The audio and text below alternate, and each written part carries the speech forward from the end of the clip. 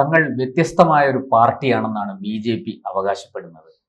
ആരോടുമില്ല പ്രീണനം, എല്ലാവർക്കും തുല്യനീതി എന്നാണ് BJP ഉയർത്തുന്ന മുദ്രാവാക്യം. ആ BJP ഇപ്പോഴിതാ മുസ്ലിം ഔട്ട്റീച്ച് പ്രോഗ്രാമുമായിട്ട് രംഗത്തെത്തിയിരിക്കുന്നു. എന്തിനാണ് ഇങ്ങനെ ഒരു മതവിഭാഗത്തിന് വേണ്ടിയിട്ട് ഇത്തരത്തിൽ ഒരു പരിപാടി സംഘടിപ്പിച്ചുകൊണ്ട് BJP രംഗത്ത് വരുന്നത്? അതവരുടെ പ്രഖ്യാപിത മുദ്രാവാക്യമായ ആരോടുമില്ല പ്രീണനം, എല്ലാവർക്കും തുല്യനീതി എന്നുള്ളതിന് എതിരായില്ലേ ഇപ്പോൾ ഈ നിലപാടുമായിട്ട് BJP വന്നിരിക്കുന്നത്? BJP ഇങ്ങനെ കയറുന്നത് കേരളത്തിലെ മറ്റ് മുന്നണികൾക്ക് അത്ര സുഖിക്കുന്ന കാര്യമല്ല. കാരണം അവരെല്ലാം വർഗീയ പ്രീണനം നടത്തുന്നവരാണ്. BJP ആണ് ഇവർ രണ്ടു കൂട്ടരും വർഗീയ പാർട്ടി എന്നൊക്കെ പറഞ്ഞ് 2014 മുതൽ ഇങ്ങോട്ട് നമ്മൾ കാണുകയാണ്. ഭൂരിപക്ഷ വർഗീയത. എന്നിട്ട് ഇപ്പം ക്രൈസ്തവർ മുഴുവൻ ഇങ്ങോട്ടേക്ക് ചേർന്ന് നിൽക്കുന്നു BJP-യോട്. അപ്പോൾ ഇവർക്ക് ആകെ കൂടെ ഹാലിളകി. അത് UDF ഉണ്ടാക്കിയ വലിയ നഷ്ടമാണ്. കോൺഗ്രസിലാണല്ലോ ഈ ക്രൈസ്തവർ പൊതുവെ പരമ്പരാഗതമായിട്ട് കോൺഗ്രസുമായിട്ട് ചേർന്ന് നിന്നാണ് പോകുന്നത്. മുസ്ലിം വിഭാഗം പിന്നെ രണ്ടു പക്ഷത്തും ഒക്കെ നിന്നിട്ടുണ്ട്. പിണറായി വിജയനെ തന്ത്രപൂർവം അതിലെ ഭിന്നിപ്പിച്ചു കൊണ്ടുപോകാനുള്ള സാമർഥ്യവുമുണ്ട്. ഇപ്പൊ അയ്യപ്പ സംഗമം നടത്തുന്നത് ഭൂരിപക്ഷ സമുദായത്തിനെ കണ്ടുകൊണ്ടാണ്. ഇനിപോലെ ന്യൂനപക്ഷ സംഗമവും വരുന്നുണ്ട്. അവരെയും കൂടെ അങ്ങ് കയ്യിലെടുക്കാം എന്നുള്ളതാണ്. അപ്പൊ BJP ഇങ്ങനെ കയറുമ്പോഴാണ് BJP പിന്നെ ഇവർക്കിവിടെ സുരക്ഷിതമായ ഇടമാണ് നൽകിയിട്ടുള്ളത്. ഈ ന്യൂനപക്ഷത്തിനൊക്കെ ക്രൈസ്തവർക്കും മുസ്ലിം സമുദായത്തിനും പിന്നെയും ന്യൂനപക്ഷ സമുദായം ഇഷ്ടം പോലെ ഉണ്ട്. സിഖുകാരുണ്ട്, ജൈനരുണ്ട്. ഏറ്റവും കുറവായിരിക്കും ഒരുപക്ഷെ പാഴ്സികളൊക്കെ, ജൈനരും ഒക്കെ. അവരാണ് യഥാർത്ഥ ന്യൂനപക്ഷം എന്ന് പറയുന്നത്. മുസ്ലിം സമുദായം കേരളത്തിൽ ഏതാണ്ട് എത്ര ശതമാനം വരുന്നുണ്ട്? 30%. അപ്പൊ 25-നും 30-നും ഇടയ്ക്ക് ഉറപ്പാണ്. അപ്പോൾ ഒരിക്കൽ നമ്മുടെ കേരളത്തിന്റെ പ്രഭാരിയായിട്ടുള്ള പ്രകാശ് ജാവദേക്കറുടെ അടുക്കൽ മാധ്യമപ്രവർത്തകർ ചോദിച്ചതാണ്, ഈ ക്രൈസ്തവരെ ചേർത്ത് നിർത്തുന്നത് പോലെ മുസ്ലിം സമുദായത്തെയും ചേർത്ത് നിർത്തുമോ എന്നുള്ളത്. അങ്ങനെയും ആലോചനയിലുണ്ട്. അവരും നമ്മുടെ അന്യരല്ല എന്ന് കൂട്ടിച്ചേർത്തു.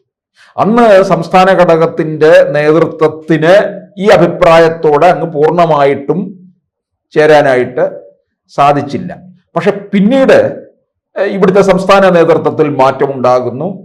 മുന്നണി ബന്ധങ്ങളിലും ഒക്കെ തന്നെ കുറച്ച് മാറ്റമുണ്ടാകുന്നു. ക്രൈസ്തവർ പൂർണ്ണമായിട്ടും BJP-യോടെ ചായ്വ് പ്രകടിപ്പിക്കുന്നു. അങ്ങനെയൊക്കെ വന്നു കഴിഞ്ഞപ്പോൾ ഈ മുസ്ലിം വിഭാഗത്തിലും ഇപ്പൊ ക്രൈസ്തവരിൽ എത്രയോ പേരുണ്ട് നരേന്ദ്രമോദിയോടെ ഒരു വ്യക്തിപ്രഭാവത്തിൽ വീണ് നിൽക്കുന്നവർ. ഇതുപോലെ മുസ്ലിം സമുദായത്തിലും കാണത്തില്ലേ?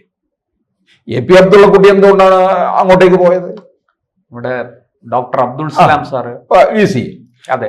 പിന്നെ ഈ ക്രൈസ്തവരിലെ എത്രയോ പ്രഗത്ഭ മുഖങ്ങളാണ് BJP ഉയർത്തിക്കാട്ടുന്നത്.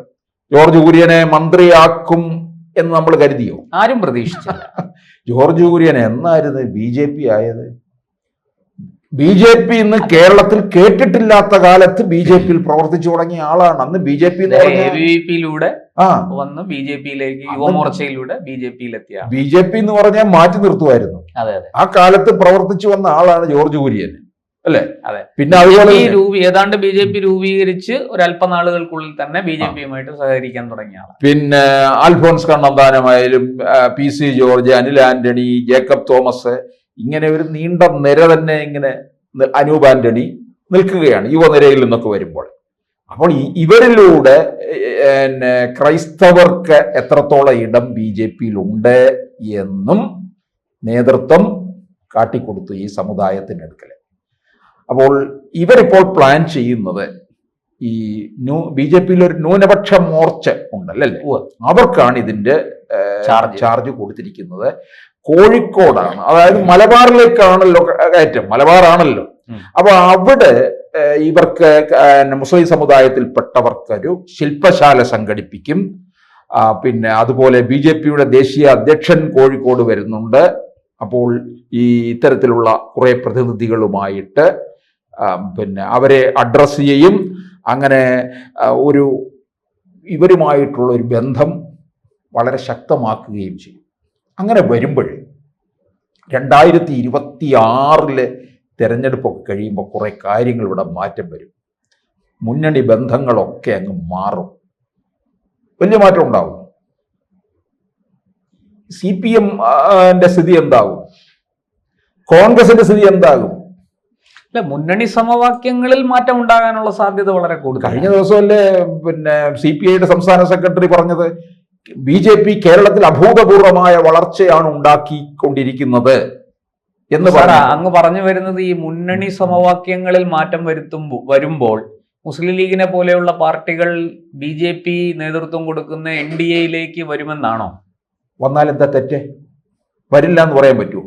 2031 ആകുമ്പോഴത്തേക്ക് ഇങ്ങനെയൊക്കെ ചിലത് സംഭവിക്കും ഇവിടെ, ഉറപ്പാണ്. മുസ്ലിം ലീഗ് എന്ന് പറയുന്ന പാർട്ടി ഇല്ലാതാകുമോ? ഇല്ലാതാകത്തില്ല. അതെനിക്ക് തോന്നുന്നില്ല. PM ഇല്ലാതാകും, CPI ഇല്ല.